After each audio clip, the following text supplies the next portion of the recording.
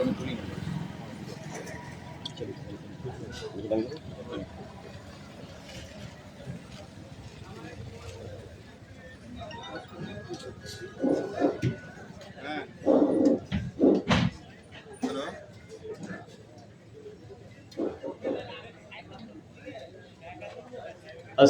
আলাইকুম।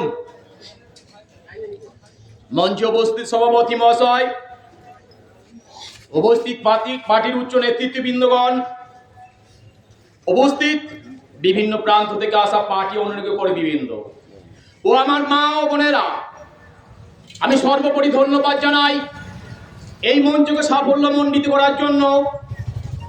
তৃণমূলের যেসব বন্ধুরা সহযোগিতার হাত বাড়িয়ে দিয়েছেন তাদেরকে পার্টির তরফ থেকে অভিনন্দন। আমি বড়দের জানাই সালাম, প্রণাম, নমস্কার। আর ছোটদের জানাই অত্যন্ত স্নেহ, বুক ভরা ভালোবাসা।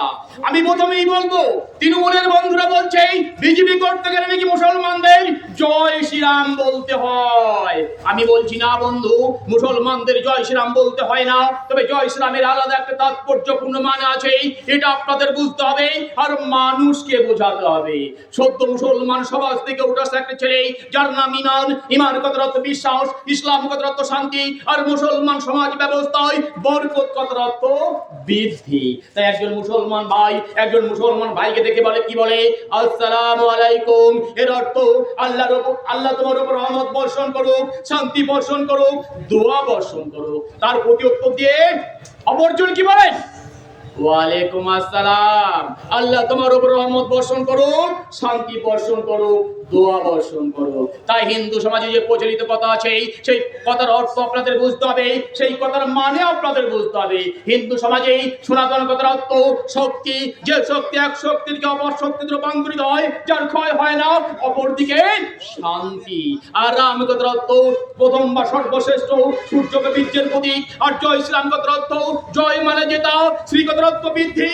আর রাম থেকে আসে রাম, যে ভাষা বাংলা নয়, বিহার নয়, সমগ্র ভারতবর্ষের সমস্ত জাতির মধ্যে ভালোবাসার রোমাঞ্চকর মঞ্চ তৈরি করে দিতে পারে, সেই ভাষার নাম জয় শ্রীরাম। তাই আমি আপনাদের করজোড়ে মিনতি করে বলবো,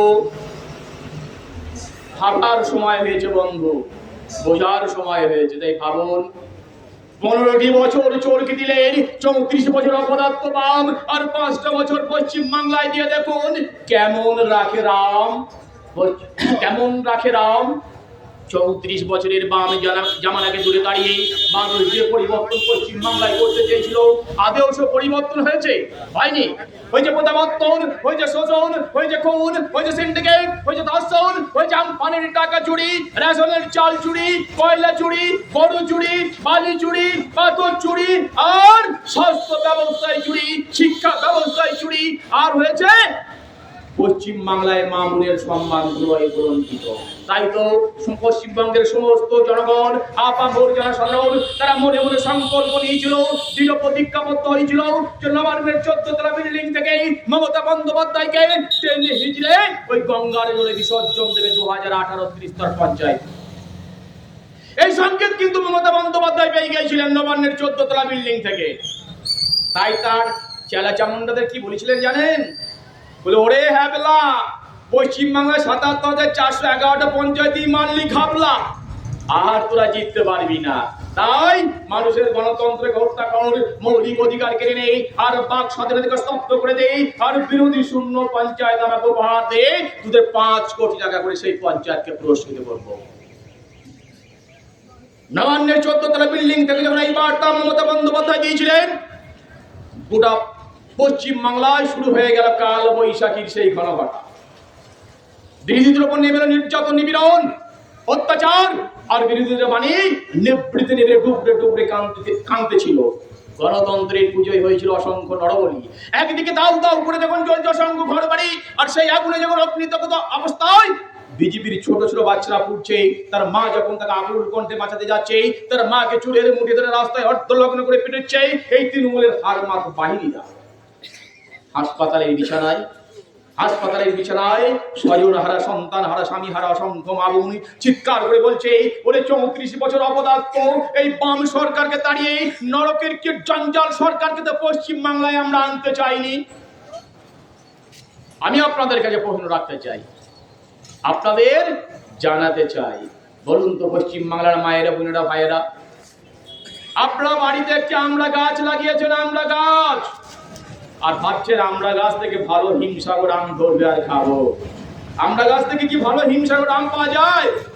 যায় না। আপনাদের বাড়িতে আত্মীয় বেড়াতে আসছে আপনার, তার জন্য কোথায় যাবেন? ময়রার দোকানে যাবেন, ভালো সন্দেশ আনবেন অতিথি আপ্যায়নের জন্য। আপনি ভুল ক্রমে কোথায় গেছেন? একটি মদের দোকানে চলে গেছেন, বলছেন দাদা 1 কিলো ভালো সন্দেশ দিন তো। ওই আমড়া গাছ থেকে যেমন ভালো হিমসাগর আম পাওয়া যায় না, মদের দোকানে যেমন ভালো সন্দেশ পাওয়া যায় না, তৃণমূলের নেতাদের কাছ থেকে আপনি ভালো আশা করতে পারবেন না। এদের কাছে পাবেন খুন, এদের কাছে পাবেন সিন্ডিকেট, এদের কাছে পাবেন ধর্ষণ, আর রাত 12টায় মা বোনদের তুলে নিয়ে গিয়ে মনোরঞ্জন আর পিঠে বানানো ছাড়া কিছুই পাবেন না। এই কথা আপনাকে জানতে হবে, আর গোটা পশ্চিম বাংলার মা বোনকে জানাতে হবে। তাই আমি আপনাদের বলবো, বোঝার সময় হয়েছে বন্ধু, ভাবার সময় হয়েছে। এবার ভাবুন আর ডবল ইঞ্জিন সরকার পশ্চিম বাংলায় প্রতিষ্ঠিত করুন, নাহলে মানুষের গণতন্ত্র আর থাকবে না। কেন আপনারা জানেন পশ্চিম বাংলায় স্বাস্থ্য, শিক্ষা সব শেষ, কিচ্ছু নেই। কারণ আপনাদের জেনে রাখা দরকার, পশ্চিম বাংলায় প্রাথমিক স্কুল 8,000 বন্ধ হয়ে গেছে, অলরেডি বন্ধ হয়ে গেছে, আর 22,000 মদের দোকান খুলে দিয়েছে। ওই যে স্কুলে পড়াশোনা করা দরকার নাই, মদ খেয়ে ঘুরে বেড়ালেই হবে। মমতা বন্দ্যোপাধ্যায়ের এই নীতিকে আপনারা বিসর্জন দিয়ে দিন, আর পশ্চিমবাংলায় শিক্ষা ব্যবস্থাকে ফিরিয়ে আনুন, পশ্চিমবাংলায় শিক্ষা ব্যবস্থাকে ফিরিয়ে আনুন। তাই আমি আপনাদের বলবো, আপনি জানেন এই মমতা বন্দ্যোপাধ্যায় দল, তৃণমূল কংগ্রেস কি বলছে? বিজেপি সাম্প্রদায়িক দল, বিজেপি সাম্প্রদায়িক দল। কে সাম্প্রদায়িক? বিচার করবেন আপনারা, তার ভার আপনাদের উপর দিয়ে গেলাম। 2026 একটু পিছিয়ে যান 15-16 দিকে, 2000 সেদিনকেই ভারতবর্ষ তথা পশ্চিম বাংলার মাটিতে একটি দিনে দুটো উৎসব ছিল। কাদের কাদের? একটি মুসলমান সম্প্রদায়ের উৎসব মহরম অর্থাৎ তাজিয়া বেরোবার দিন, আর হিন্দু সমাজের দুর্গা পুজো অর্থাৎ প্রতিমা বিসর্জনের দিন। সেদিনকে মমতা বন্দ্যোপাধ্যায় কি বলেছিলেন? যে মুসলমানদের তাজিয়া টাকা বেরোবে, হিন্দুদের দুর্গা পূজার প্রতিমা বিসর্জন পরের দিন হবে। কেন কেন পরের দিন হবে? মুসলমানদের কোন ইমাম, আই মৌলানা মুফতি ওই মমতা বন্দ্যোপাধ্যায়ের দরবারে দরখাস্ত দিয়ে বলেছিলেন, মাননীয় শ্রদ্ধেয় মমতা বন্দ্যোপাধ্যায়, আপনি হিন্দু সম্প্রদায়ের ওই দুর্গা পূজার প্রতিমা বিসর্জন পরের দিন দেবেন, আর মুসলমানদের তাজিয়া টাকা বার করতে দিন রাস্তায়। বলেননি। উনি হিন্দু মুসলমানের মধ্যে একটা ফাটল ধরে প্রাচীর সৃষ্টি করে উনি ভোট ব্যাংকের রাজনীতির জন্য বলেছিলেন যে মুসলমানদের তাজিয়া টাকা বেরোবে আর হিন্দুদের দুর্গা পূজার প্রতিমা বিসর্জন পরের দিন হবে। আমরা কি দেখেছিলাম? আমরা দেখেছিলাম ভারতবর্ষের মধ্যে বিজেপি শাসিত রাজ্যে এক রাস্তায় যখন একজন মুসলমান ভাইদের কোরআন তেলাওয়াত করতে করতে তার গন্তব্যস্থলে যাচ্ছেন, মসজিদে কখন আল্লাহর ডাক শুনতে পাবেন, আর একজন হিন্দু ভাই তার সংস্কৃত মন্ত্র উচ্চারণ করতে করতে মন্দিরে যাচ্ছেন তার সংস্কৃত মন্ত্র পালন করার জন্য। এটাই তো ভারতবর্ষের কৃষ্টি, কালচার, সংস্কৃতি। তাই তো নজরুল ইসলাম লিখেছিলেন, একই বৃন্তে দুটি কুসুম হিন্দু মুসলমান, এক জোট তার নয়নমণি অপর জোট তার প্রাণ। এটাই তো ভারতীয় জনতা পার্টির কৃষ্টি, কালচার, সংস্কৃতি। এটাই তো ভারতবর্ষের সংস্কৃতি। এটাই তো সংবিধানের 17টা দেশের সংবিধানকে পর্যালোচনা করেই ডক্টর আম্বেদকর লিখে গিয়েছিলেন যে প্রত্যেকটা জাতি ধর্মের মানুষ তার ধর্ম পালন করবে ভারতবর্ষ তথা পশ্চিম বাংলাতে। কিন্তু মমতা বন্দ্যোপাধ্যায় তিনি এই দ্বিচারিতার রাজনীতি করেছিলেন, সাম্প্রদায়িকতার রাজনীতি করেছিলেন। এটা আপনাদের বুঝতে হবে আর মানুষকে বোঝাতে হবে। সেদিনকে স্তব্ধ হয়ে গেছিল হিন্দু সমাজের মা বোনেদের সেই আনন্দ, কারণ বিবাহিত মায়েরা তারা সেই দুর্গার প্রতিমার পায়ে সিঁদুর নিবেদন করেন এবং তারপর সেই সিঁদুর নিয়ে সারা শরীরে রাঙিয়ে পৃথিবীর আকাশ বাতাসকে প্রকম্পিত করে তুলতে চেয়েছিল, আনন্দে মাতমরা করতে তুলতে চেয়েছিল, কিন্তু নিস্তব্ধ করে দিয়েছিলেন এই মমতা বন্দ্যোপাধ্যায়। তিনি বলেছিলেন যে পরের দিন হবে ওই প্রতিমা বিসর্জন আর মুসলমানদের তাজিয়াটা বেরোবে। তাই সাম্প্রদায়িককে ভারতীয় জনতা পার্টি না, তৃণমূল বিচার করতে হবে আপনাদের। এই বিচারের ভার আপনাদেরই কাছে দিয়ে গেলাম। ধর্ম নিয়ে কে বিচারিতা করে? মমতা বন্দ্যোপাধ্যায় না ভারতীয় জনতা পার্টি তার বিচার করবেন আপনারা? আপনাদের জেনে রাখা দরকার, এই মমতা বন্দ্যোপাধ্যায় একজন ব্রাহ্মণের নারী। তা প্রমাণের জন্য প্রত্যেকটা মন্দিরে যাচ্ছেন আর বলছেন আমি হিন্দু নারী, আমি ব্রাহ্মণের নারী, তাই আমি দুর্গা পূজা করি, কালী পুজোও করি, সরস্বতী পুজো করি, সব পুজো করি। উনি কি বলছেন? বলছেন ইয়া দেবী সর্বভূতেষু শক্তির রূপে মাতৃ সংস্থিতা নমস্তত্তৈ নমস্তত্তৈ নমঃ নমঃ। সত্যি হিন্দু নারী, কি সুন্দর সংস্কৃত বলছেন, মন্ত্র পাঠ করছেন। আবার কোন মন্দিরে যাচ্ছেন, কি বলছেন? ওং ভবিষ্যৎ বরং সবেতু হেয়ং ময়ি অং বিষ্ণুতং বিষ্ণু পরম পদহত চক্রজং অং নমস্তং নমস্তে অং নমস্তং নমস্তং শিবায় নমঃ। কি হিন্দু নারী হয়ে গেলেন দাদা। আবার অনুরূপ ভাবে মুসলমানদেরও কোন অনুষ্ঠানে যাচ্ছেন, দেখবেন হিজাব পরেছেন, বোরখা পরেছেন, মাথায় ঘোমটা দিয়েছেন, সেখানে মুসলমানদের এতে অনুষ্ঠানে গিয়ে অভিনয় করছে। তিনি কি বলছেন? আপনাদের জেনে রাখা দরকার, মুসলমানদের সারা বৎসরের মধ্যে একটি মাস রমজান পবিত্র মাস নামে খ্যাত। যে পবিত্র রমজান মাসে মুসলমানদের আবার বৃদ্ধ বনিতা রোজা করে নামাজ পড়ে আল্লাহর ধারে মগ্ন থাকে।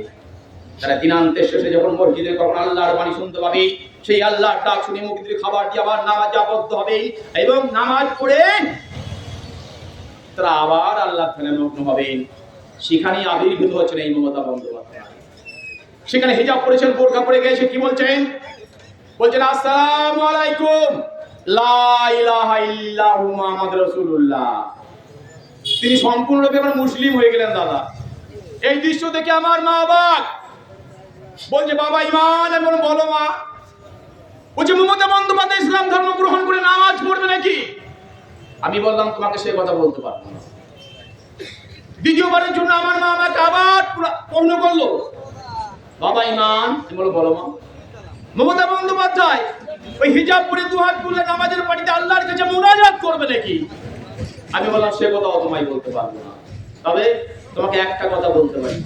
মমতা বন্দ্যোপাধ্যায় নিজে এত দুর্নীতিতে জড়িয়ে গেছে, তার দল এত সিন্ডিকেট দর্শনে জড়িয়ে গেছে যে দুর্নীতি সিন্ডিকেটে জড়িয়ে যাওয়ার জন্য দলের ভারসাম্য বজায় রাখার মতো ক্ষমতার মমতা বন্দ্যোপাধ্যায় নেই। তাই তিনি আল্লাহর কাছে প্রার্থনা করছেন, বটের কাছে প্রার্থনা করছেন, ভগবানের কাছে প্রার্থনা করছেন, বলছেন হে ঈশ্বর, হে গড, হে ভগবান, এই তৃণমূল দলটাকে পশ্চিম বাংলার মাটি থেকে নিশ্চিহ্ন করে দাও।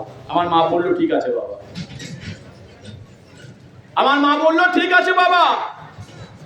তাই আমি আপনাদের কাছে আবার বলবো, একনায়কতন্ত্র সরকারকে পশ্চিম বাংলার মাটি থেকে উৎখাত করে ডবল ইঞ্জিন সরকার প্রতিষ্ঠিত করুন পশ্চিম বাংলায়, আর পদ্ম ফুল ফুটিয়ে পশ্চিমবঙ্গের উন্নয়নকে ত্বরান্বিত করুন। তাই আমি বলতে চাই, উনি বিশ্বাসঘাতক, উনি গুপ্তঘাতক, উনি কিষাণ জেকে করেছে হত্যা, উনি ওজা করেন না, অজু করেন না, তুমি নামাজ পড়েন মুসলমানদের দিয়েছে মাওতা। উনি বলেন লাগে টাকা দেবে সুদীপ্ত শোনা বিদ্যালয় করেছি বৈঠক। আমার ভয়ে কাঁপছে বাংলার পাবলিক থেকে বিচারক। সত্যি তাই দাদা। আজ বিচার ব্যবস্থা থেকে দেখেছি এসআইআর জজদের ঘিরে কি অবস্থা। এই যে এসআরআই হচ্ছে, এসআরআই স্পেশাল ইন্টেনসিভ রিভিউ, যার পুরো নাম। এই এসআইআর এর জন্য কে প্রথম আন্দোলন করেছিল জানেন? মমতা বন্দ্যোপাধ্যায় 2011 সালে স্পিকারকে কাগজ ছুড়ে মেরে বলেছিলেন যে এসআরআই করতে হবে, কারণ ওই বাংলাদেশ থেকে অনেক অনুপ্রবেশকারী পশ্চিম বাংলায় ঢুকে সিপিএম কে ভোট দিচ্ছে, তাই ওদের খেদাই দিতে হবে। এর জন্য স্পিকারকে কাগজ ছুড়ে মেরেছিলেন। আর আজ যখন এসআরআই হচ্ছে, উনি ক্ষমতায় বলছেন এসআরআই করা যাবে না, ওই ঘুম ভাঙ অফিসার দিয়ে সব লন্ড ভন্ড করে দিয়েছেন, যে মুসলমানদের খেদিয়ে দেবে। আপনাদের জেনে রাখা দরকার, 50 থেকে 60-এর দশকে আসামে এই বাঙালি হটাও আন্দোলন আরম্ভ হয়েছিল, কিন্তু সেই আন্দোলন বাস্তবে রূপ পায় নাই। কিন্তু 1979 থেকে 1985 খ্রিস্টাব্দ পর্যন্ত যা আসামের ছাত্র গণসমাজের আন্দোলন আরম্ভ করেছিল, আসামে সেই ছাত্র গণ আন্দোলন গোটা ভারতবর্ষের মাটিকে কাটিয়ে দিয়েছিল, প্রকম্পিত করে দিয়েছিল যে ভোটের মাধ্যমে এনআরসি করা যাবে, এছাড়াই করা যাবে। তাই ভারতবর্ষের তখনকার প্রধানমন্ত্রী রাজীব গান্ধী সংবিধান স্বীকৃতি করতে এই আইনে পরিণত করতে বাধ্য হয়েছিলেন। আর তার জ্বলন্ত উদাহরণ ছিল মমতা বন্দ্যোপাধ্যায় স্বাক্ষর করেছিলেন যে এসআরআই করতে হবে, এনআরসি করতে হবে। 1990 সাল কংগ্রেস প্রতিমন্ত্রী বামফ্রন্টে ইন্দ্রজিৎ গুপ্ত, কংগ্রেস প্রতিমন্ত্রী ইন্দ্রজিৎ গুপ্ত লোকসভায় দাঁড়িয়ে বলেছিলেন 1 কোটি অনুপ্রবেশকারী ভারতবর্ষে ঢুকেছে, সবই মেয়ে। 1992 সাল পশ্চিমবঙ্গের মুখ্যমন্ত্রী জ্যোতিবাবু বলেছিলেন 11ই অক্টোবর যে আমার বর্ডার সিকিউরিটি ফোর্স 2 লক্ষ অনুপ্রবেশকারীকে বাংলাদেশে পাঠিয়ে দিয়েছে। আর 2004 সাল কংগ্রেসের প্রতিমন্ত্রী শ্রীপ্রকাশ জয়সওয়াল লোকসভায় দাঁড়িয়ে বলেছিলেন ভারতবর্ষ অনুপ্রবেশকারীর সংখ্যা 1,50,950 জন, যার সিংহভাগটাই পশ্চিমবাংলায়। আর 2005 সালে স্পিকারকে কাগজ ছুঁড়ে মমতা বন্দ্যোপাধ্যায় বললেন এনআরসি করতে হবে। আর আজ যখন এসআরআই হচ্ছে, মমতা বন্দ্যোপাধ্যায় বলছে মুসলমানদের সব নাম বাদ দিয়ে দিয়েছে। না বন্ধু, এসআরআই মুসলমানদের নাম বাদ দেওয়ার জন্য নয়। রাষ্ট্রবাদী যারা মুসলমান তারা ভারতবর্ষের মধ্যেই থাকবে। অনুপ্রবেশকারী ঘুষপেটিয়া মুসলমান যারা বাংলাদেশ থেকে ভারতবর্ষের মধ্যে ঢুকে অনুপ্রবেশ করে যারা এই ভারতবর্ষের মানুষের অধিকারকে খর্ব করছে, তাদের সবকিছুকে ভাগ বসাচ্ছে, তাদের খেদানোর জন্যই হচ্ছে এসআরআই। ভারতীয় রাষ্ট্রবাদী মুসলমানদের জন্য নয়। তাই আমি বলবো আপনাদের জেনে রাখা দরকার, একথা মানুষকে বোঝাতে হবে, আপনাকেও বুঝতে হবে। আপনারা জানুন এই টিএমসি সরকার, এই টিএমসি মানে জানুন তো? টিএমসি মানে হচ্ছে টাকা মারার কল, টাকা মারার কল। এই কলে দাদা যে যাবে সেই পিছবে, কারণ এরা টাকা ছাড়া কিছুই বোঝে না। সভা থেকে মরা পর্যন্ত সব কিছুই কাটমানি চাই, এদের ঘুষ চাই। দেখবেন জন্ম সার্টিফিকেট আনতে গেলেও ঘুষ, আবার তোকে শ্মশানে গেলেও ঘুষ। কারণ এসব করে খায় দলের লোক, তো এরা হচ্ছে এসব করে খায় দলের লোক। এরা গোটা গোটা গ্রাম গিলে নেবে, চল নড়বে না দাদা। দেখবেন তৃণমূলের একটা নেতা যে একটা বিড়ি 2 টান খেয়ে কানে গুঁজে রাখতো, পরের সময় খাবো বলে সে এখন আর কিন্তু বিড়ি খায় না, খায় 5 সিগারেট। একজন হয়তো একটু উচ্চাঙ্গের লোক, সে একটা ভাঙা মোটর বাইক চালাতো, সে কিন্তু এখন ভাঙা মোটর বাইক চালায় না, সে এখন স্করপিও চালাচ্ছে। তাই উন্নয়ন হয়েছে তৃণমূলের নেতাদের, এই কথা অস্বীকার করার জায়গা নাই। সাধারণ মানুষের হচ্ছে সর্বনাশ, আর তৃণমূলের নেতাদের হচ্ছে পৌষ মাস। তাই এই ডবল ইঞ্জিন সরকারকে পশ্চিমবাংলায় এনে এই তৃণমূল সরকারকে গঙ্গার জলে বিসর্জন দিতে হবে। আপনাদের জেনে রাখা দরকার, তৃণমূলের 2টি করে গোষ্ঠী আছে, দেখবেন 2টি গোষ্ঠী, প্রত্যেক গ্রামে 2টি করে দেওয়া, একটা এ একটা বি। কি দুর্নীতি দেখুন! প্রধানমন্ত্রী আবাস যোজনা থেকে আরম্ভ করে 100 দিনের কাজ থেকে আরম্ভ করে আয়ুষ্মান ভারত থেকে আরম্ভ করে সমস্ত জায়গায় এরা দুর্নীতি করছে।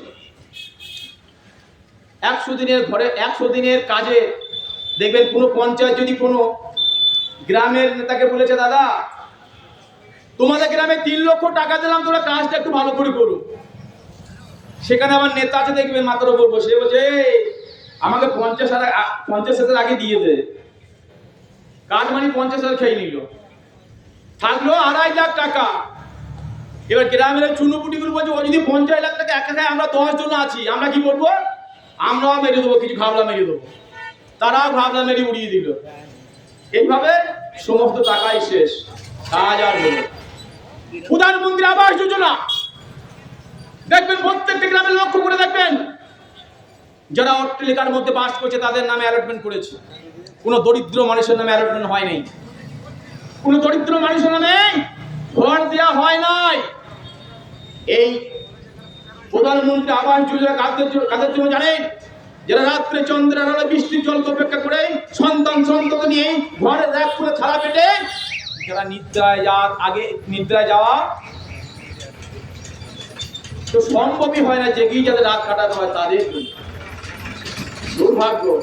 দেখবেন কোনো গ্রামে একটি লোকের নামে যদি ঘরের একটা অ্যালটমেন্ট করেছেন, গরিব মানুষ খেটে খুঁটে খায়, তার আবার ওই টাকা তো ঘরের অ্যালটমেন্ট করার জন্য ঘুম হারাম হয়ে গেছে দাদা। কারণ দুটি করে দল, তো একটা দল যাচ্ছে রাম শ্যাম যদু মধু, আর একটা আছে করিম চাচা জব্বর ভাই ভজল মিয়া হরিণ চাচা। প্রথমে রাম শ্যাম যদু মধু গিয়ে বলছে, দাদা বাড়িতে আছে? বলে আছি ভাই।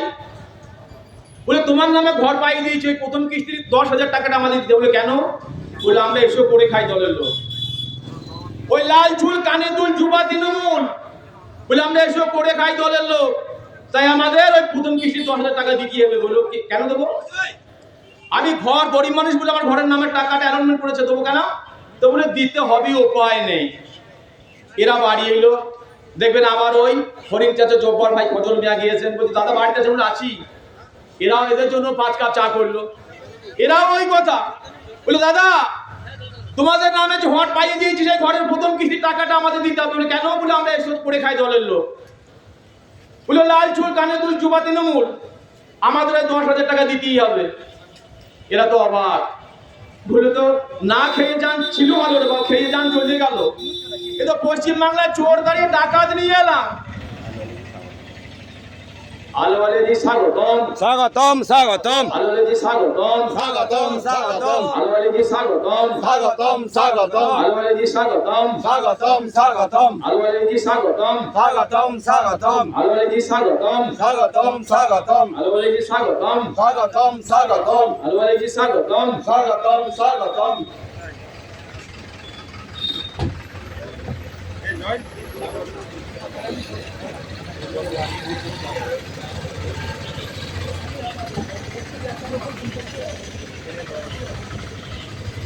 যাই হোক, যে কথা বলতে যাচ্ছিলাম আমি, সাধারণ হতদরিদ্র মানুষ যার 5 কাঠা সহজ সম্বল নিয়ে একটি জমি ছিল, তার সন্ততিদের মুখে খাবার দেওয়ার জন্য সেই ঘরটাকেও, এই জমিটাকে বিক্রি করে সেই ঘরে তাকে লাগাতে হলো।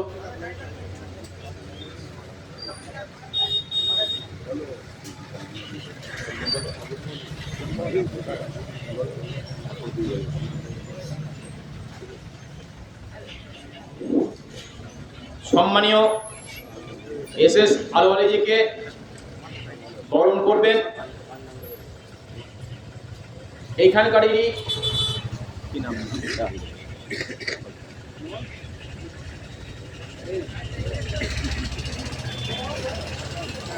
প্রাক্তন সাংসদ SS আলওয়ালেজিকে মাল্যদান করবে আমাদের 3 নম্বর মন্ডলের লড়াকু নেতা পলাশ মন্ডল মহাশয়।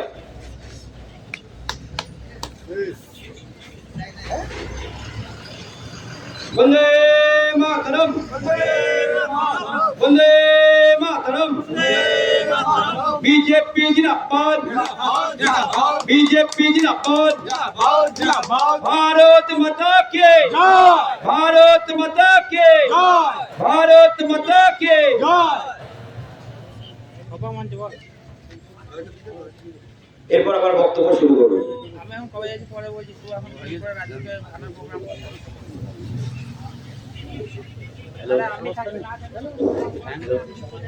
বন্ধুগণ, যে কথা বলতে যাচ্ছিলাম, স্বচ্ছ ভারত অভিযানের কথা আপনারা জানেন। এখানেও কি দুর্নীতি আপনারা কল্পনাও করতে পারবেন না। গোটা ভারতবর্ষের মাটিতে দাঁড়িয়ে সমস্ত মা বোনের জন্য একটি টাকা বরাদ্দ করেছিলেন প্রধানমন্ত্রী, যশস্বী প্রধানমন্ত্রী নরেন্দ্র দামোদর দাস মোদী। কি বলেছিলেন? যে আমার মা বোনেদের সম্ভ্রম যেন নষ্ট না হয়, তারা যা বাড়িতে বসে একটা শৌচালয়ের মধ্যে মলত্যাগ করতে পারে, তার জন্য 12,000 টাকা বরাদ্দ করেছিলেন। সেখানে 2,000 টাকা ঘাবলা মেরে উড়িয়ে দিলেন এই রাজ্য সরকার। থাকলো কত? 10,000 টাকা। এই 10,000 টাকা কিভাবে শৌচালয় বানিয়েছে আপনারা কল্পনা করতে পারবেন না। এমন শৌচালয় বানিয়েছে যে যদি একটি মোটা প্রকৃতির মানুষ হন, শৌচালয়ে মলত্যাগ করতে বললে তিনি আর উঠতে পারবেন না, গায়ে আটকে যাবে। আবার যদি একটি লম্বা প্রকৃতির মানুষ হন, তাহলে হঠাৎ উঠলে পরে মাথায় এমন ছাতে লাগবে, মাথা ফেটে রক্ত ঝরবে। তাই আমি বলতে চাই, আর দরজার মানতো এমন কালো বৈশাখীর সেই যদি ঘন ঘটা আরম্ভ হয়, এমন ঝনঝনানি শব্দ হবে, ঘর থাকতে বাবুই ভিটা হবে, মলত্যাগ করা তো দূরের কথা, সেখানেও ঘাপলা। আর ব্যবহারযোগ্য পায়খানা শৌচালয়ের বাড়িওয়ালার কাছে যাচ্ছে, কি বলছে? বলছে, দাদা তোমার শৌচালয়ের গায়ে আমি লিখে দেবো মিশন নির্মল বাংলা, আর লিখবো অমুক জিপি মিশন নির্মল বাংলা, আর তলায় তলায় মেরে দেবো 10,000 টাকা ঘাবলা। এ ঘাবলা ছাড়া চলে না দাদা, তো সব জায়গায় দিয়ে ঘাবলা। আমি প্রথমেই বলেছি, হওয়া থেকে মরা পর্যন্ত হলেও টাকা চাই, মূল্যও টাকা চাই। এ কি সরকার আনলাম না দাদা? তাই আমি আপনাদের বলতে চাই, আপনাদের জানাতে চাই, আপনাদের বুঝতে হবে এবং মানুষকে বোঝাতে হবে। বন্ধুগণ, আমার পরে অনেক বক্তা আছে বলবেন, তাই আমার বক্তব্য দীর্ঘায়িত করবো না। আমি একটি ছোট্ট কবিতা রবীন্দ্রনাথের লেখা, তিনি কি লিখেছিলেন এই দুর্নীতির জন্য, আমি বলে শোনাচ্ছি। রবীন্দ্রনাথ লিখে গেছিলেন, বাঁশবাগানের মাথার উপরে চাঁদ উঠেছে ওই, মাগো আমার শ্লোক বলা কাজলা দিদি কই। তিনি যদি এখন বেঁচে থাকতেন কি লিখতে জানেন? লিখতেন, বাঁশবাগানের মাথার উপরে চাঁদ উঠেছে ওই, মাগো আমার কাটমানি খাওয়া মমতা দিদি কই।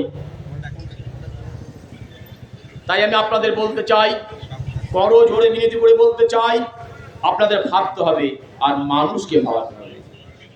আপনাদের ভাবতে হবে আর মানুষকে ভাবাতে হবে। তাই আমি একটা ছোট্ট গল্প আপনাদের সামনে বলবো।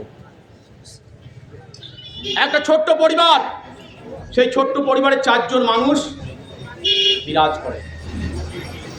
একজন ছোট্ট ভাই আর তার একটা ছোট্ট বোন, মা আর বাবা। এই ছোট্ট দাদাটার বিয়ে দিয়েছে, বাড়িতে একটা ছোট্ট বউ এসছে। লজ্জা নিবারণের জন্য এক ফালি কাপড় পরতো, এক ফালি কাপড় তখনকার দিনে। তার মা তাকে বলছে, বৌমা শ্বশুর মশাই বাড়ি ঢুকলে মাথায় ঘোমটাটা একটু টানবে। তাই ছোট্ট মেয়েটি লজ্জা নিবারণের জন্য এক ফালি কাপড় পরেছিল। শ্বশুর মশাই বাড়ি ঢুকেছে আর বৌমা পিছন থেকে সামনের দিকে সব কাপড় টেনে দিয়েছে, ঘোমটা টেনে দিয়েছে, আর পিছন ফাঁক হয়ে গেছে দাদা।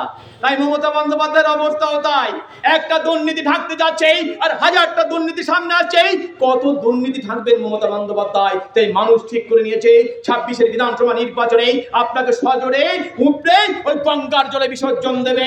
আর যদি কোনো আদিবাসী ভাই ওখানে থাকেন, তাদের বলবো এই তৃণমূলকে একটি ভোটও দেবেন না, তৃণমূল ভোট পাবে নাইবে। এই কথা বলে আমার ক্ষুদ্র বক্তব্য আমি শেষ করলাম। জয় হিন্দ, বন্দে মাতরম, ভারত মাতা কি জয়। অসংখ্য ধন্যবাদ ইমাম শেখ মহাশয়কে। এরপর আপনাদের সামনে বক্তব্য রাখবেন জেলা কমিটির সদস্য দেবী প্রসাদ চৌধুরী মহাশয়। হ্যালো। কর্জন পূরিত লোচন ভালে, নকুযুগ শোভিত মুক্তার হারে, বীণা পুস্তক রঞ্জিত হস্তে, ভগবতী ভারতী দেবী নমস্তুতে। দেবী সরস্বতীর বন্দনা করে এই মঞ্চে 2-4 কথা বলবার আমি চেষ্টা করছি। মঞ্চে উপবিষ্ট আমাদের দুর্গাপুর কেন্দ্রের যে লোকসভা ক্যান্ডিডেট ছিলেন আমাদের শ্রদ্ধেয় নেতা SS আনুয়ানিয়াজি, ওনাকে আমি বিনম্র শ্রদ্ধায় নমন করি। ওনার সহযোগী যারা এসছেন তাদেরকে শ্রদ্ধা জানাই। ওনার যে সিকিউরিটি বন্ধুরা এসছেন তাদেরকে বিনম্র শ্রদ্ধা জানাই। এবং আমাদের সমস্ত মণ্ডল বুথ স্তর থেকে সমস্ত দেবতুল্য কার্যকর্তাদেরকে আমি গৈরিক অভিনন্দন জানাই। যান্ত্রিক যোগাযোগ মাধ্যমে আমার কণ্ঠস্বর যতদূর পর্যন্ত পৌঁছাচ্ছে, এতদ অঞ্চলের পার্শ্ববর্তী বাড়ির কর্তব্যরতা মা ও পিতৃস্থানীয়দের বিনম্র শ্রদ্ধায় প্রণাম নিবেদন করি। এই বাজারে বিভিন্ন ব্যবসায় কর্মরত সমস্ত ব্যবসাবৃন্দের সদস্যদেরকে শুভেচ্ছা জানাই। তৎসহ বিভিন্ন প্রান্ত থেকে আগত ক্রেতা মণ্ডলী, তাদেরকে জানাই গৈরিক অভিনন্দন। আর মঞ্চের সামনে উপবিষ্ট আমার দেবতুল্য কার্যকর্তাবৃন্দ, তাদেরকেও বিনম্র শ্রদ্ধা জানাই। সেই সঙ্গে এই গ্রামের আমাদের দীর্ঘদিনের একজন কার্যকর্তা, আমার সহযোদ্ধা তাপস ঘোষ, তাকে আজকে আমরা মিস করেছি। কিছুদিন আগেই তাপস ঘোষ মারা গেছে। একনিষ্ঠ একজন ভারতীয় জনতা পার্টির সৈনিক হিসেবে তিনি কাজ করেছেন। তার আত্মার শান্তি কামনা করে, তার পরিবারের প্রতি সমবেদনা জানিয়ে আজকের এই মঞ্চ থেকে আমি দু চার কথা বলতে চাই। আমার পূর্ববর্তী বক্তার মাধ্যমে আপনারা এই রাজ্য সরকারের অর্থাৎ বঙ্গেশ্বরী বেগম মমতা বন্দ্যোপাধ্যায়ের দীর্ঘ 15 বছরের রাজনীতির কিছু কিছু বিবরণ আপনারা শুনলেন। যে বিষয়গুলো আপনাদের কাছে কেউ তুলে ধরে না, আমি বিশেষ করে যে বিষয়ে চর্চিত হয়েছে তার পুনরাবৃত্তি আমি করি না। আমার হাতে দেখছেন এই যে একগুচ্ছ কাগজ, আমি তথ্য প্রমাণ সাপেক্ষ আমি বক্তব্য রাখি। তাই প্রথমেই আমি এই কাগজ থেকে আমাদের যে সংকল্পপত্র অর্থাৎ ইশতেহার, এই ইশতেহার আপনারা অনর্গল আমাদের প্রচার মাধ্যমে আপনারা শুনছেন। এই ইশতেহার পত্র হয়তো বিলি করা হয়েছে, কিন্তু একটা দুর্ভাগ্যের বিষয় কি জানেন, বহু বাড়িতে বহু মানুষকে আমরা দেখেছি এই যে সংকল্পপত্র আমাদের কেন্দ্রীয় নেতৃত্বের তত্ত্বাবধানে বানানো হয়েছে, এত মাথা খাটিয়ে এই যোজনাগুলো আপনারা নিজেরা কেউ ভালো করে পড়ে দেখেন না। আপনার পরিবারের সন্তান সন্ততি, আপনার বন্ধু বান্ধব, আপনার পার্শ্ববর্তী বাড়ির মানুষদেরকে আপনারা জানতে সাহায্য করেন না। এটা হচ্ছে প্রচণ্ড দুর্ভাগ্যের বিষয়। তাই আমি প্রথমেই আপনাদের কাছে এটা অবগত করার জন্যে আমি এই সংকল্পপত্র আপনাদের সামনে নিয়ে এসেছি। এই সংকল্পপত্রে কি আছে, আমরা কি করতে চাই, আমরা ভোট তো চাইছি, আমরা এই সরকারকে উৎখাত করার জন্য সংকল্প নিয়েছি। তার জন্য দিনগত পাপক্ষয় করে আমরা এ প্রান্ত থেকে ও প্রান্ত দৈনিক আমরা ছুটে বেড়াচ্ছি। এই ছুটে বেড়ানোর মধ্যেই আমাদের এই যে সংকল্পপত্র সঠিকভাবে মানুষের কানে পৌঁছয় না। তাই যান্ত্রিক যোগাযোগ মাধ্যমে মানুষের কানে পৌঁছে দেওয়ার জন্যে, আর সামনে যারা উপবিষ্ট তারাও শ্রবণ করুন কি আছে এই সংকল্পপত্রে। এই সংকল্পপত্রে আছে নিম্ন মধ্যবিত্ত মহিলাদের মাসিক 3000, নিম্ন মধ্যবিত্ত মহিলাদের মাসিক 3000, বেকার যুবক যুবতীদের মাসিক 3000। এই যে বেকার যুবক যুবতীদের মাসিক 3000 টাকা দেয়া হবে, এটা কিন্তু ওই বেকার যুবক বা যুবতী যতদিন পর্যন্ত তারা স্বনির্ভর হবেন, তাদের কোনো চাকরির ব্যবস্থা হবে, ততদিন পর্যন্ত এই পশ্চিমবাংলায় ভারতীয় জনতা পার্টির সরকার প্রতিষ্ঠা হওয়ার পর প্রথম মাস থেকেই তাদের ডাইরেক্ট বেনিফিট তাদের অ্যাকাউন্টে ঢুকে যাবে এই 3000 করে টাকা। এটা দিদির ওই যুব সাথীর মতো ভাঁওতা দেয়া যুব সাথীর প্রকল্প নয়, এটা পার্মানেন্ট একটা বিষয় মানুষের কাছে আমরা তুলে ধরতে চাই। দিদি ঘোষণা করলেন কখন? যখন নির্বাচন আচরণ বিধি উল্লঙ্ঘন করে এই মমতা বন্দ্যোপাধ্যায় মাত্র 5 ঘন্টা আগে উনি ঘোষণা করলেন বেকার যুবক যুবতীদের 1,500 টাকা করে উনি ভাতা দেবেন।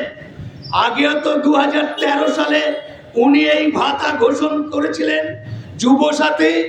আমি তৃণমূল কংগ্রেসের এখানকার যদি কোনো বড় নেতা, মাঝারি নেতা, মিনি নেতা আমার কণ্ঠস্বর শুনতে পান, আমি তাকে প্রশ্ন করছি, 2013 সালে আপনার দিদি এই যে যুবসাথী নাম দিয়ে যোজনা ঘোষণা করেছিলেন, সেটা চালালেন না কেন?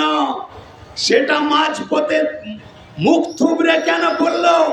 আবার নতুন করে ঠিক ভোটের দিনক্ষণ ডিক্লেয়ার হলো, আর তখন দিদি ঘোষণা করলেন 1,500 টাকা করে যুবকদের দেয়া প্রয়োজন আছে। ইতিমধ্যে 85 লক্ষ বেকার যুবক যুবতী অনলাইন অফলাইনের মধ্যে তারা নাম নথিভুক্ত করেছে। আর রেকর্ড কি বলছে? এ পর্যন্ত সর্বসাকুল্যে 15,000-এর বেশি বেকারের অ্যাকাউন্টে টাকা ঢোকেনি। তাহলে 85 লক্ষ নাম নথিভুক্ত করে সরকারি রেভিনিউ তো কামিয়ে নিয়েছেন।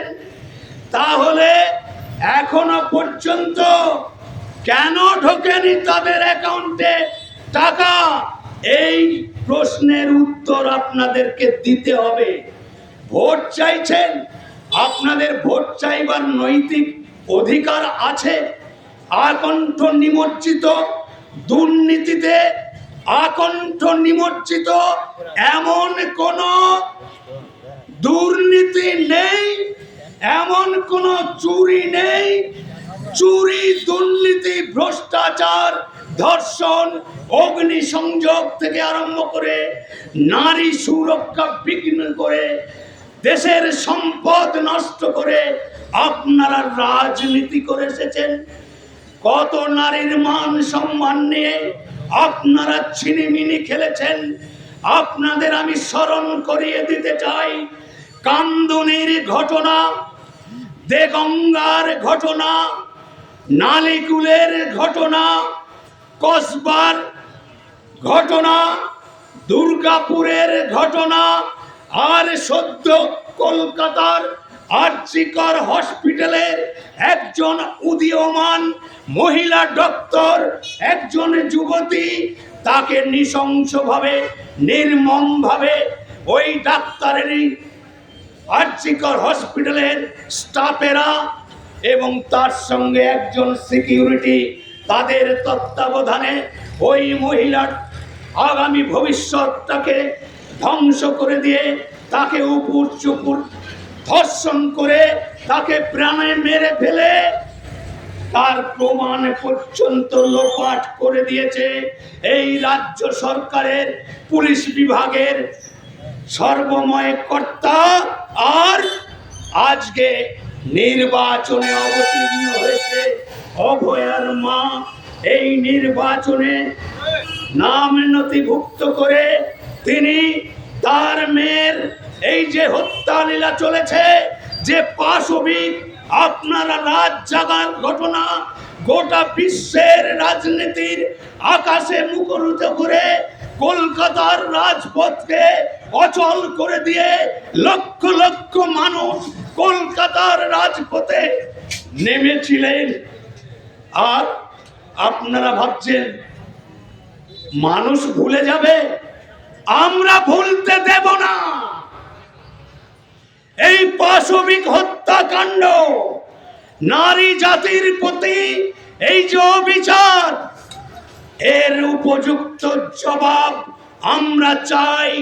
তাই অভয়ার মা আত্মহত্যা করতে চেয়েছিল আমাদের ভারতীয় জনতা পার্টির রাজ্যসভার রাজ্যের সভাপতি মাননীয় শ্রমিক ভট্টাচার্য মহাশয় ও বিরোধী দলনেতা শুভেন্দু অধিকারী মহোদয়ের তত্ত্বাবধানে অভয়ার মাকে তারা রাজি করলেন যে কেন আপনি আত্মহত্যা করবেন, আপনি আমাদের প্ল্যাটফর্মে এসে এই বিধানসভা নির্বাচনে অবতীর্ণ হয়ে আপনার কন্যার উপরে যে পাশবিক মধ্যযুগীয় বর্বরতা হয়েছে তার উপযুক্ত বিচারের জন্য আপনাকে নির্বাচনে লড়তে হবে। তাই ওনাদের কথা শুনে অভয়ার মা রাজি হয়েছেন এবং তিনি এই নির্বাচনে অবতীর্ণ হয়ে পানিহাটি বিধানসভায় তিনি ক্যান্ডিডেট। তারপরেও তার মুক্তি নেই। তাকে হারানোর জন্য আমার কাছে প্রমাণ আছে, আমার মোবাইলে রেকর্ড আছে। তৃণমূল আশ্রিত মহিলা গুন্ডাদেরকে দিয়ে তার প্রচার কেন্দ্র, তার পার্টি অফিস যে কার্যালয় তাকে ভাঙচুর করা হয়েছে এবং অশ্লীল ভাষা প্রয়োগ করে তাকে আত্মহত্যায় প্ররোচনা দেওয়ার জন্য মমতা বন্দ্যোপাধ্যায়ের ক্যাডার বাহিনী, মমতা ব্যানার্জির লেটেল বাহিনী আর মহিলা লেটেল তাদেরকে লেলিয়ে দিয়ে তাকে পর্যুদস্তু করবার প্রয়াস নিয়েছে। নমিনেশন ফাইল করতে যাবে, সেখানেও প্রাচীর হয়ে দাঁড়িয়ে নানা রকম ভাবে তার উপরে অত্যাচার করে সে যেন মর্মে মর্মে অনুতপ্ত হয়ে সে প্রার্থী পদ প্রত্যাহার করে নেয়। তার জন্যে তারা বহু চেষ্টা করেছেন। উনিও কিন্তু জেদ ধরে আছেন। এই নির্বাচনে গোটা পশ্চিম বাংলার মাতৃশক্তির কাছে এই আহ্বান উনি করেছেন। আমি শুধু পানিহাটির অভয়ার মা নই, আমি পশ্চিম বাংলার সমস্ত নারী জাতির অসম্মানকে মর্যাদা দিয়ে আমি তার সুবিচারের জন্য আমি ক্যান্ডিডেট হয়েছি, আমাকে নির্বাচিত করুন, এই বলে তিনি নির্বাচনে অবতীর্ণ হয়েছেন। তো আমি যে সংকল্প পত্রটা হাতে নিয়ে আছি, এই সংকল্প পত্রে মাত্র আমি দুটো জিনিস বলেছি। প্রতিযোগিতামূলক পরীক্ষায় বেকার যুবকরা, যুবতীরা যান্ত্রিক যোগাযোগ মাধ্যমে আমার কণ্ঠস্বর যদি আপনাদের কানে পৌঁছায়, কান খুলে শুনে রাখুন। আর তৃণমূলের নেতাদেরও বলছি, আপনারাও এই সুযোগ নেবেন। আমি জানি আপনাদের উদ্দেশ্যেও আমি এই বার্তা দিতে চাই যে প্রতিযোগিতামূলক পরীক্ষার প্রস্তুতিতে প্রতি মাসে 15,000 টাকা করে দেয়া হবে। প্রতিযোগিতামূলক পরীক্ষায় প্রতি মাসে 15,000 টাকা দেওয়া হবে। 5 বছরে 1 কোটি নতুন চাকরির ব্যবস্থা হবে। 6 মাসের মধ্যে অভিন্ন দেওয়ানি বিধি চালু করবেন। সরকারি চাকরিতে মহিলাদের 33% সংরক্ষণের ব্যবস্থা হবে। সরকারি বাসে মহিলাদের জন্য, মা বোনেদের একদম বিনামূল্যে, বিনা ভাড়ায় তারা যাতায়াত করতে পারবেন। নারী নিরাপত্তার জন্য দুর্গা সুরক্ষা স্কোয়াড, অন্তঃসত্ত্বার মহিলাদের জন্য এককালীন 21,000 টাকা। সরকারি কর্মী ও পেনশনভোগীদের দিয়ে বৃদ্ধি 45 দিনের মধ্যে। 7ম পে কমিশন চালু। ধান, আলু, আম চাষিদের জন্য চাষিদের থেকে সরাসরি ফসল যথেষ্ট সুলভ মূল্যে তাদের ক্রয় করবার ব্যবস্থা ত্বরান্বিত হবে। অষ্টম তপশিলে কুরমালি ও রাজবংশী ভাষার স্বীকৃতি, কুলপি ও তাজপুরের গভীর সমুদ্র বন্দর নির্মাণ, পাহাড়ের সমস্যা সমাধানের চেষ্টা, দার্জিলিংয়ের চাকে বিশ্বে ছড়িয়ে দিতে বোর্ড গঠন, উত্তরবঙ্গে এইমসের আইআইটি, আইআইএম ও ক্যান্সার হাসপাতাল নির্মাণ, ব্যাঘ্র পর্যটনে জোয়ার ও পিএম মৎস্য প্রকল্পের আওতায় মৎস্যজীবীদের সংযুক্তকরণ করা হবে। পদ্মফুল চিহ্নে ভোট দিন। আর আয়ুষ্মান যোজনা, আপনাদের 5 লক্ষ টাকার যে বীমা থেকে আপনারা বঞ্চিত আছেন, সেই বীমা বিজেপির সরকার গঠন হওয়ার শেষ করবো নাকি বিজেপির সরকার গঠন হওয়ার পর এই আয়ুষ্মান যোজনা ঘোষণা হবে, কার্যকরী হবে। এটা ভারতীয় জনতা পার্টির সংকল্প পত্রে আমরা ঘোষণা করেছি। এই সংকল্প পত্র আপনাদের কার্যকর্তারা প্রতিটি বাড়িতে বাড়িতে, এখানকার যারা পদাধিকারী আছেন তাদের আমি বলছি, প্রতিটি বাড়িতে বাড়িতে এই সংকল্প পত্র পৌঁছানো চাই। সে সিপিএম করুক, তৃণমূল করুক, কংগ্রেস করুক।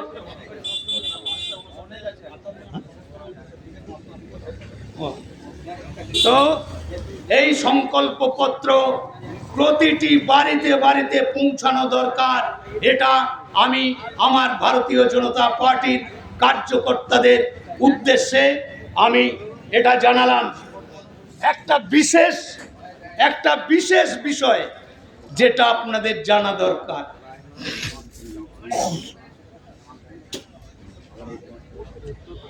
কংগ্রেসেরও দেখছি প্রার্থী দিয়েছে, সিপিএম এরও দেখছি প্রার্থী দিয়েছে।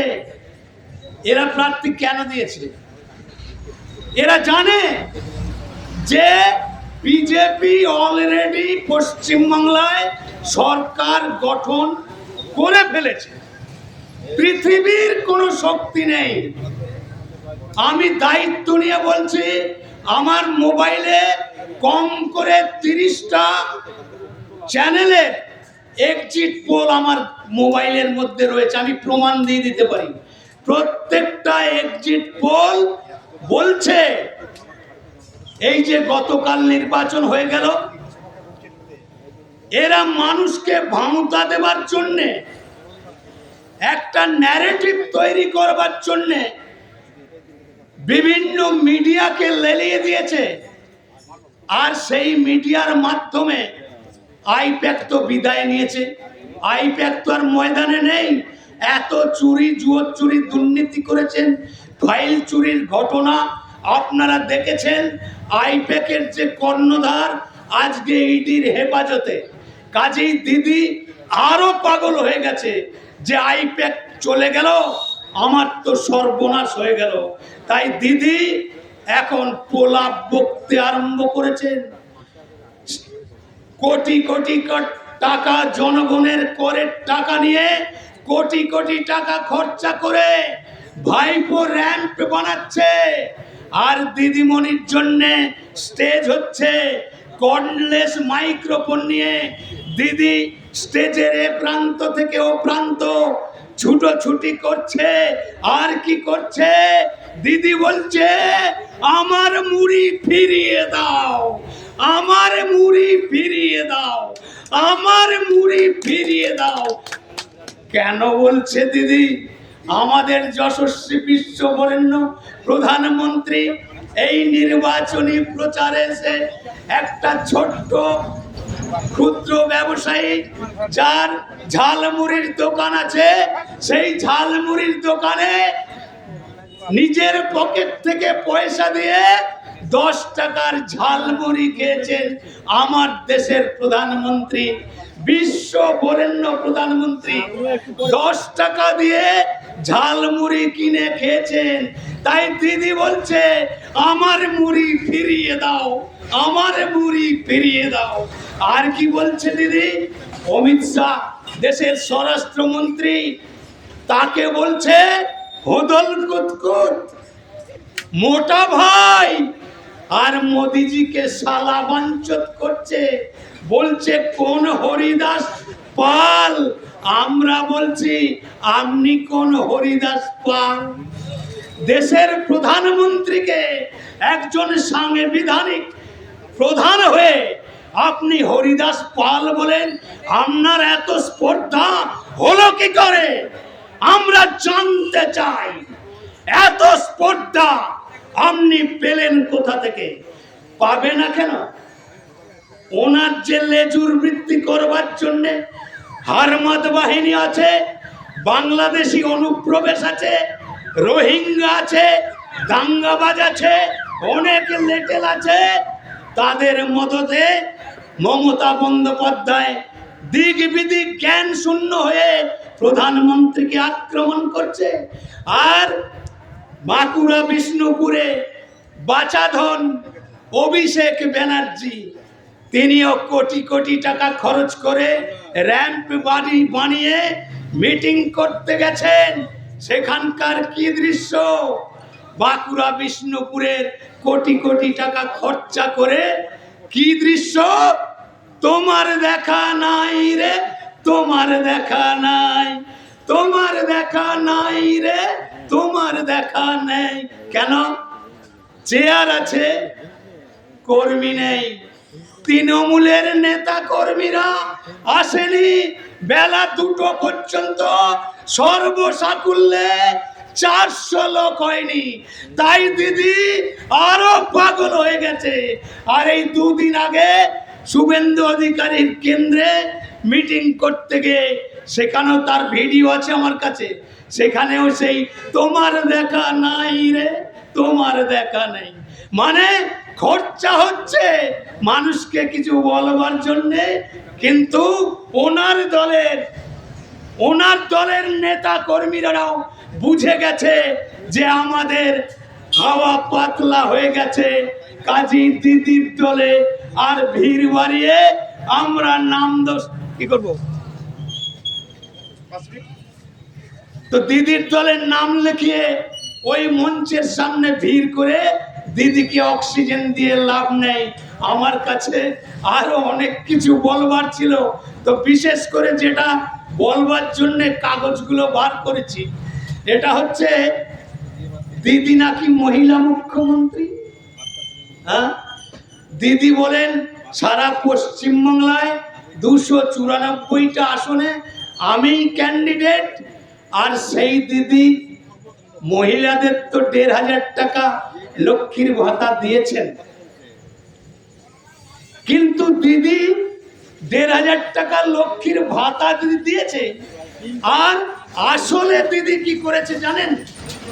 দিদি আসলে মহিলা বিরোধী, নারী শক্তি বিরোধী। গোটা ভারতবর্ষের নারী সমাজকে তিনি অপমান করেছেন। লোকসভায় এই যে আমি একটু আগে সংকল্প পত্র থেকে বললাম যে 33% সংরক্ষণ, এই 33% সংরক্ষণ বিল লোকসভায় পাস করানোর জন্য 352 জন সদস্যের সই লাগবে, তাদের সমর্থন লাগবে। সেখানে 298 জন অর্থাৎ বিজেপি এবং এনডিএ জোটের যে এমপিরা আছেন 298 জন হাজির ছিলেন। 25 জন যেতে পারেননি, কারণ বিভিন্ন রাজ্যে নির্বাচন চলছে, সেই জন্য তারা উপস্থিত হতে পারেনি। এই মহিলা বিল, এই সংরক্ষণ বিল, এই মমতা বন্দ্যোপাধ্যায়ের সৌজন্যে ওদের ইন্ডি জোটের নামে পিন্ডি জোটের নেতারা ভোট দেয়নি। দিদির তো 29 জন এমপি ছিল, রাজ্যসভা আর লোকসভা মিলিয়ে 35 জন ওনার এমপি ছিল। এই 35 জনের সমর্থন দিয়ে এই 33% সংরক্ষণের বিলটা পাশ করলে আজকে গোটা ভারতবর্ষের নারী শক্তির বিকাশ ঘটত। 100-র মধ্যে 33 জন মহিলা বিভিন্ন ক্ষেত্রে তারা অগ্রাধিকার পেত। পঞ্চায়েত, পৌরসভা, লোকসভা, বিধানসভা সমস্ত স্তরে তাদের অগ্রাধিকার এবং চাকরির ক্ষেত্রে তাদের পূর্ণ মূল্যায়ন হতো। তা কিন্তু দিদি করলেন না। শুধুমাত্র তোষামদের রাজনীতি করে দিদি এই বিলটার বিরোধিতা করলেন। আর ওই ইন্ডি জোটের, পিন্ডি জোটের যেসব নেতারা আছে তারা সবাই, প্রত্যেকটা নেতা এক একটা দেশদ্রোহী। মমতা ব্যানার্জিও 1 নম্বর দেশদ্রোহী। আমি দায়িত্ব নিয়ে বলছি, তার বহু প্রমাণ আমার কাছে আছে। তৃণমূল কংগ্রেসের কোচবিহারে পঞ্চায়েত সমিতির মেম্বার, সে কোথা থেকে জোগাড় করে? 1 গ্রাম ক্যালিফোর্নিয়া, 1 গ্রাম ক্যালিফোর্নিয়া, যার দাম 17 কোটি টাকা। 1 গ্রাম ক্যালিফোর্নিয়া। জীবনে শোনেননি এই বক্তব্য, কারোর কাছে শোনেননি, আমার কাছে শুনুন। 1 গ্রাম ক্যালিফোর্নিয়া, যার মূল্য 17 কোটি টাকা। কে চুরি করেছে? এই তৃণমূল আশ্রিত পঞ্চায়েত সমিতির মেম্বার, তার রেকর্ড আছে আমার কাছে। আর কে দিয়েছে জানেন? মেমারি বিধানসভায় যে ক্যান্ডিডেট হয়েছেন, আমাদের শ্রদ্ধেয় ইউটিউবার মানব গুহ, ওনার প্রতিবেদন থেকে আমি এই তথ্য সংগ্রহ করেছি। তাহলে দেশদ্রোহীকে ক্যালিফোর্নিয়া কি জিনিস আপনাদের জানা আছে? ভারতবর্ষের পরমাণু অস্ত্র এবং পরমাণু সামগ্রী, যেটা প্রচণ্ড ভাবে তার নিরাপত্তা থাকা সত্ত্বেও কায়দা করে এই ক্যালিফোর্নিয়া চুরি করেছে এই মমতা বন্দ্যোপাধ্যায়ের পঞ্চায়েত সমিতির নেতা। এটা হচ্ছে ওই 1 গ্রাম ক্যালিফোর্নিয়া দিয়ে পরমাণু বিস্ফোরণ ঘটানোর রসদ। তাহলে কত বড় দেশদ্রোহী শয়তান এই মুখ্যমন্ত্রী, যার নেতৃত্বে, যার দলের পঞ্চায়েত সমিতির মেম্বার এই সামগ্রী জোগাড় করে দেশের মধ্যে একটা নাশকতা সৃষ্টি করবার প্রয়াস নিয়েছিল। সময় পেলে আমি গুছিয়ে পালিশ করে দিয়ে যেতাম। আমার পরেও ভাই ইকবাল আছে।